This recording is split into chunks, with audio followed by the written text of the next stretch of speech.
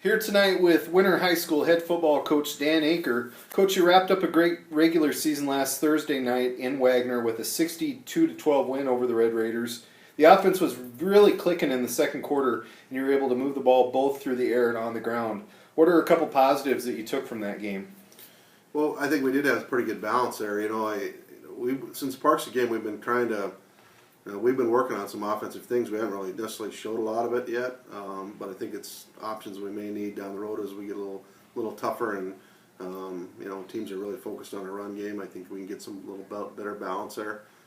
Turnovers were nice again. We got some big turnovers, 3 interceptions and a fumble recovery, I think, and we converted on all those, I believe, too. So a lot of things that we come from, and once we kind of got going, we had a slow start again, which it's 3 games in a row and a little bit concerning. But I think sometimes mental focus and maybe who our opponents are play a little bit into that. But once things got rolling, the momentum just kind of kept going and made big plays and I think did what we were expected to do when we went over there. I know you want to be clicking on all cylinders going into the playoffs. You've had a few starters miss games in the last half of the season. Will everybody be in uniform tonight for your team? They will be, but I don't know if Brendan Harder or Drew Demers will play. I'd say that's more of an in-game type decision. They're getting closer, I think. But we'll kind of play it by ear and see where we're at in the game. If we don't have to, I think we won't, just because it'd be nice to give them one more week with their injuries to possibly be ready to go for Ron Colley. For the third straight year, you host Bonham in a first-round playoff game. I'm sure having familiarity with this team makes preparation a little easier, but this is a tough team to game plan for the way they utilize their athletes. Looks like Hunter Young is playing quarterback for them now, is that correct? Yeah, they moved Hunter Young back to quarterback, and they're a team that is, I think I might have mentioned this earlier in the year, and again then when we went to see Valentine. Bonham's a really tough team to prepare for, and maybe not that hard to play. I mean, that sounds kind of backwards, but Valentine, easy to prepare for, and maybe a little harder to play. Sometimes you have teams that don't do a lot, but they're pretty good at what they do. Bonham just does a lot, and it can be overwhelming trying to prepare a team for formations, and you can't show them everything. You just got to try to show them as much as you can, and then they just got to play their position like they've been coached all year. But it's scary. Corton can break anytime he wants.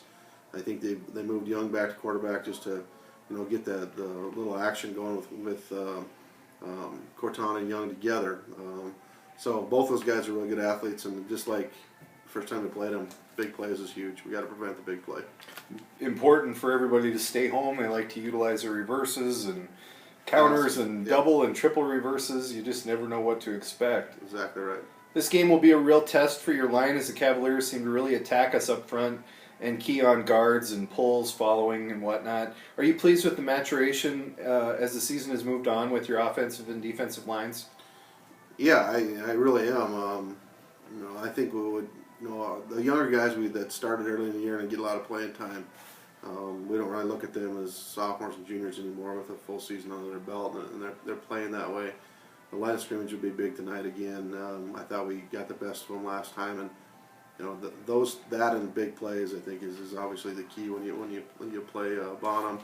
They went to really kind of submarine on the front line too, so we really worked that here as we prepared for them, and knowing you might get cut. They did. The whole point is they just want to make it a standstill at the line of scrimmage if they feel they can't go one-on-one with you. So, but they've been pretty good.